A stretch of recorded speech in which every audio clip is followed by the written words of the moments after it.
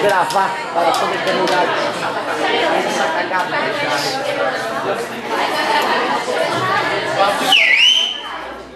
Pessoal, antes de mais nada, só para começar, eu acho que nessa sala eu não comentei a cagada que eu fiz esses dias, né?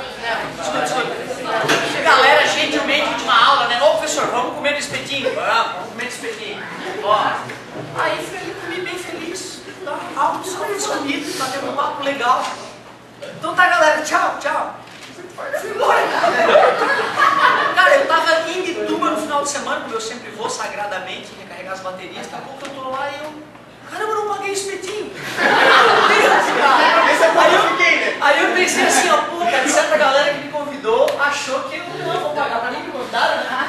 Pô, fiquei super envergonhado. Aí no outro final de semana, na outra semana, na terça-feira, eu dou aula aqui na terça e na quarta, à tarde. Eu fui ali no espetinho, né? Fui ali, sim, meu amigo, aconteceu assim, assado, que ia ver com o que houve, se pagaram ou se eu tenho que pagar, e era um gerente novo. Aí o cara não sabia. Então até hoje eu tô devendo pro espetinho.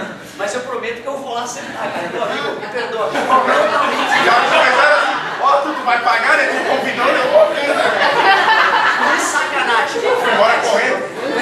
Mas fica tranquilo, depois eu fui lá e assumi a trabalhar. Sacanagem, né, cara? Calma aí, cara. Ô galera, olha só. Hoje nós temos um desafio bem grande aqui na Física C. Eu quero revisar basicamente tudo que nós vimos em Física C. Quero fazer um exemplo de revisão, que é o que vai cair na tua próxima prova, um exercício que já estava combinado entre nós, né? Só que antes a gente só calculava o campo elétrico. Hoje eu quero calcular o potencial também, certo? E depois que a gente fizer essa mega revisão, lá no final eu vou dar uma pitadinha assim a mais só. Mas não vai acrescentar grandes coisas, os raciocínios já estão bem desenvolvidos aqui. Quer ver? Tudo começou com os opostos. Dobra uma carga. Dobra a força. Dobra e triplica. 6 vezes mais força, tá bonito? Aumenta em 3 vezes a distância.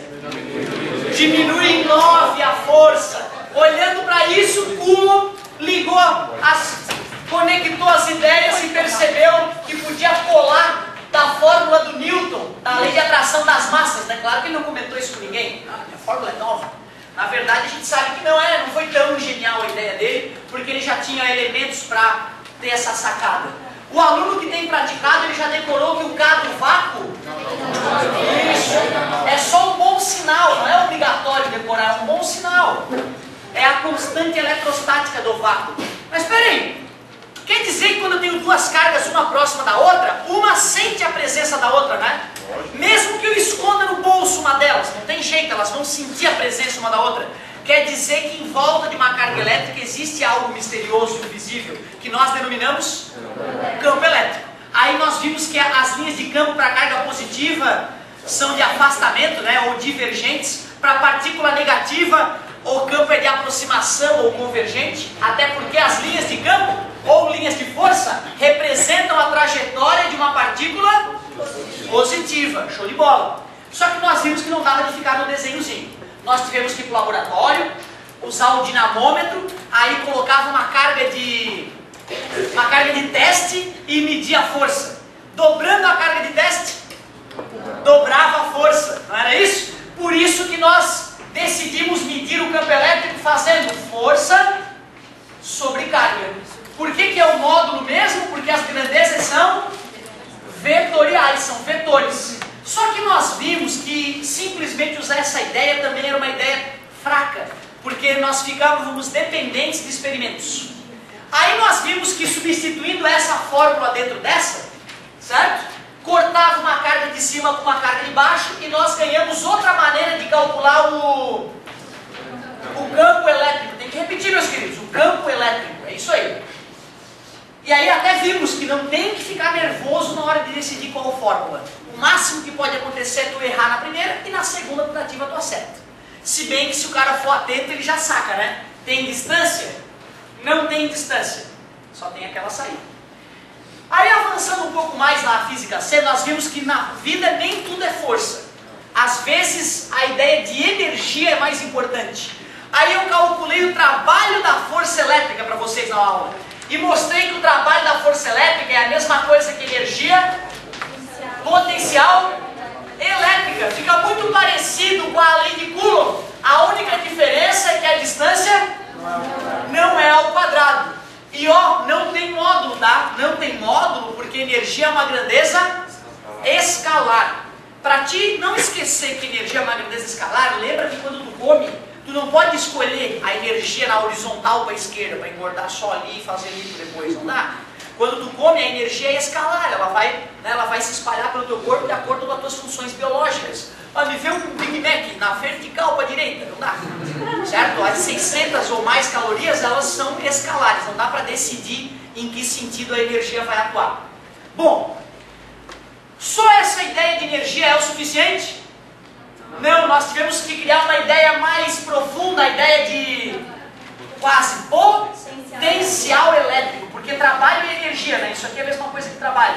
Potencial elétrico é tu pegar a energia potencial elétrica e dividir pela carga de teste de novo. Ó, olha como é parecido.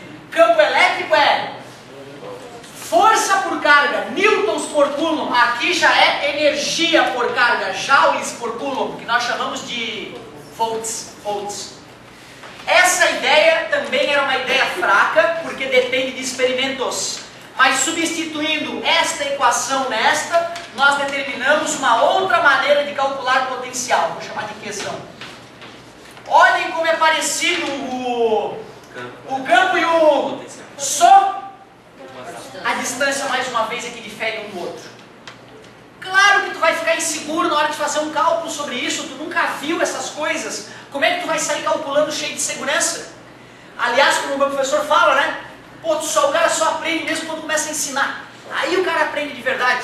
Porque às vezes só estudando o cara não se toca de algumas coisas. Quando tu vai tentar ensinar, tu, opa, peraí, isso não sei isso direito. Né? Então ensinar, por isso que eu recomendo, estudar junto com o amigo, tentar explicar para o amigo a ideia, é uma ótima maneira de tu mesmo aprender. Show de bola! Foi até aí que nós fomos, não foi? Para amadurecer essa ideia, para termos tempo de contato com a matéria, eu vou fazer mais um exemplo de revisão. Lembra que a gente já tinha feito um desse, né? Só que quando eu fiz o exemplo desse, eu pedi apenas o campo. Mas como agora nós sabemos calcular potencial, eu também vou querer calcular o potencial no ponto G. E vai ser bem light. Esta questão vai estar na tua próxima prova. Na tua próxima prova vai cair essa questão e eu vou pedir o potencial e o campo naquele ponto. Eu não queria que tu decorasse, eu queria que tu entendesse. Se tu entender como faz essa questão, vai detonar a concorrência, porque a maioria dos jovens não consegue chegar a esse ponto aí. Então olha só, vamos ser diferentes. Eu vou fazer esse bonitinho, vou pedir a ajuda de vocês, e depois eu vou trocar os dados, mas como eu tenho pouco tempo, eu não vou poder pedir que tu faça em sala, eu vou querer que tu faça em casa, e na próxima aula eu vou corrigir esse exemplo que vai cair na prova. Então tu vai ter uma tarefa sagrada para esse final de semana, que é fazer essa questão depois, né? Tentar não colar, né? Aí se tu travar, tu dá uma coladinha depois. Como a gente já estava calculando o campo elétrico, agora eu vou começar pelo... Não se esqueçam que potencial é uma grandeza esquece o vetor então. Se eu quero calcular o potencial que esta carga gera neste ponto, qual das fórmulas eu usarei? V, K, sobre D. Já que é da partícula 1, eu vou chamar de V1. Quer dizer que a carga vai ser a carga 1 e a distância vai ser a distância dela até o ponto G. V1, vamos ver. Está no quadro, 9 vezes 10 na 9. A carga é 6 vezes 10 na menos 6 e a distância? 3. Olha como é tranquilo. 9 dividido por 3. 3 vezes 6? 18, obrigado. E 10 na 9 com 10 na menos 6? 10 na 3, como é BDP, né? Como é potencial, eu vou chamar de volts.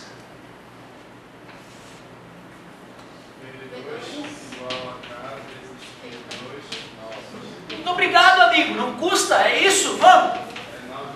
É a constante eletrostática, tá bonito?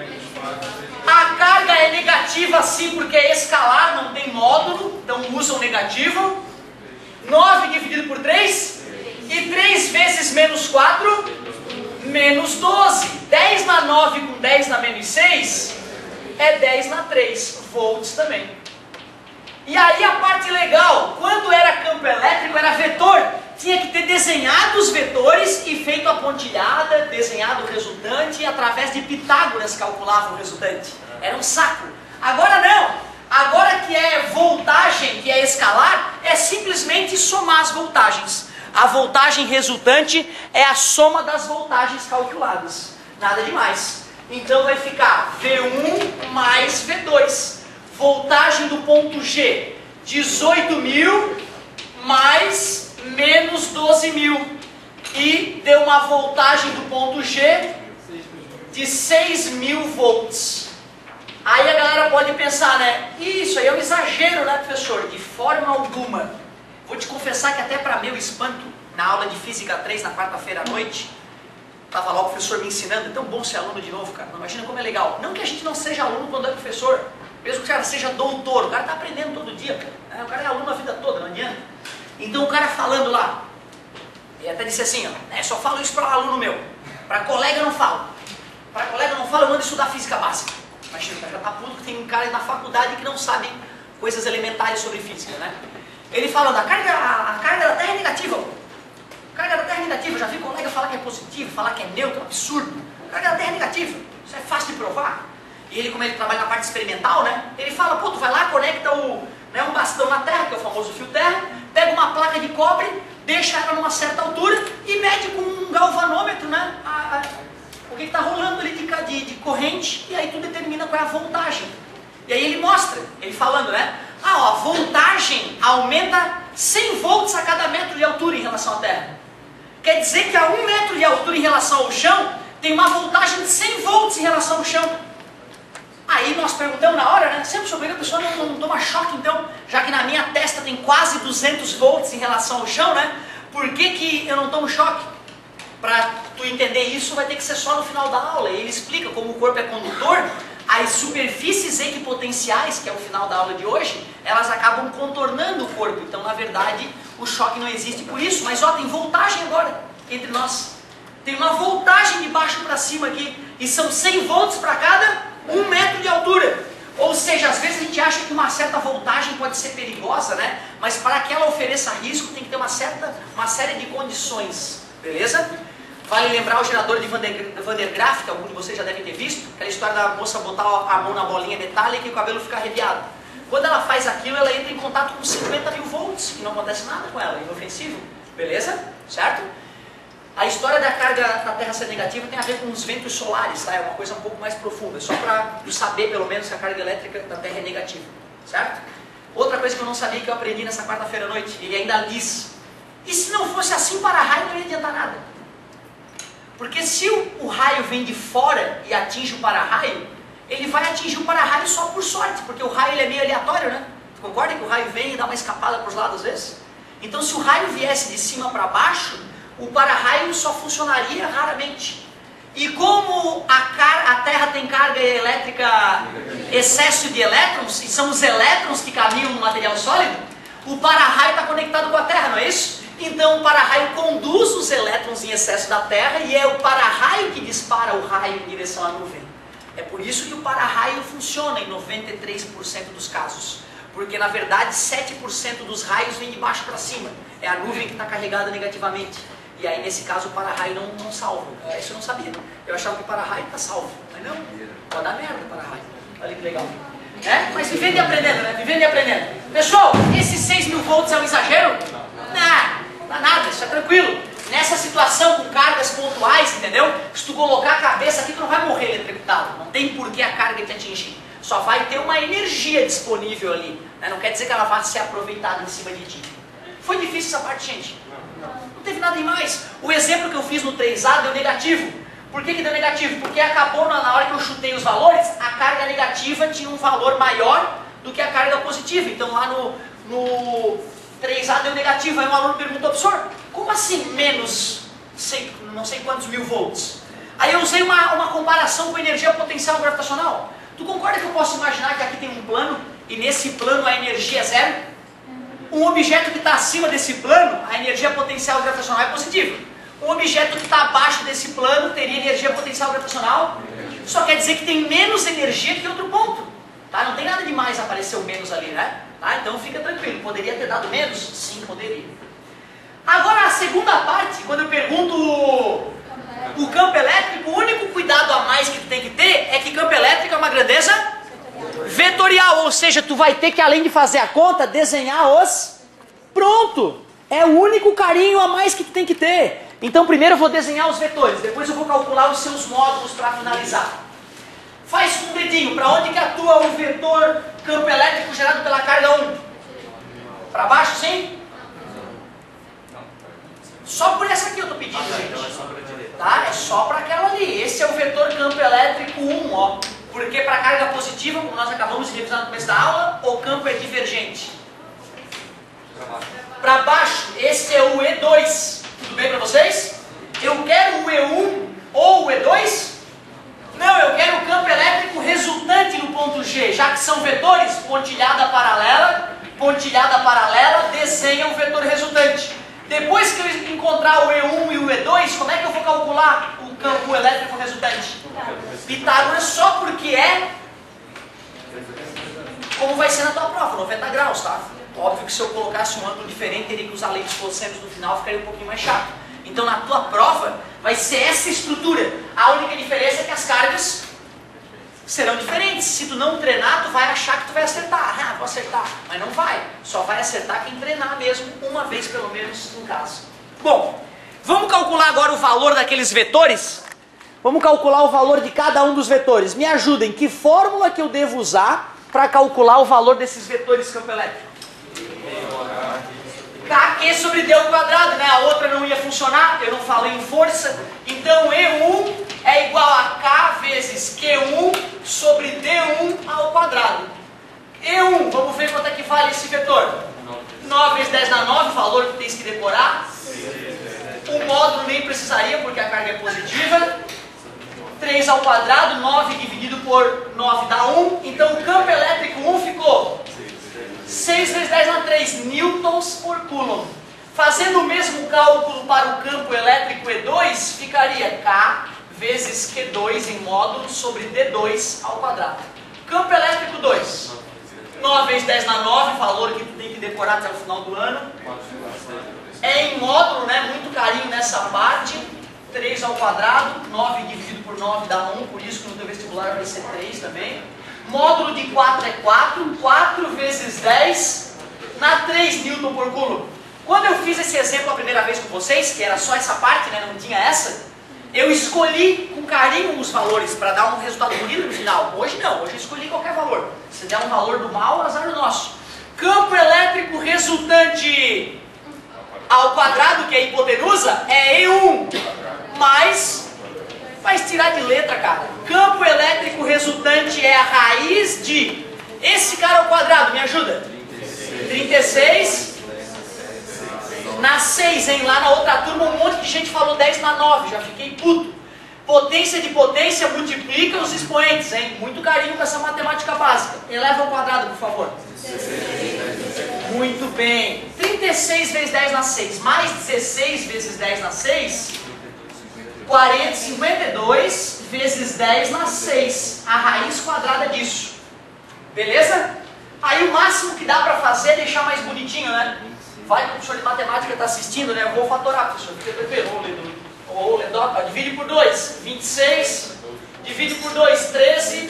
Divide por 13 dá 1. Então a fatoração ficou 2 ao quadrado vezes 13. Ao extrair a raiz, quem é que sai da raiz? O 2 e o 10 na 6, né? Que vai sair 10 na 3, tudo bem? E quem é que fica mofando na raiz? O 13. Então o campo elétrico ficou aproximadamente 2000 raiz de 13 newtons por coulomb. Show de bola. O cara olha isso, meu Deus, o que é isso? Não, eu que te pergunto, mais ou menos quanto vale aquilo ali? Só para o cara ter uma noção, né? Ou seja, eu estou te perguntando mais ou menos quanto é a raiz de 13?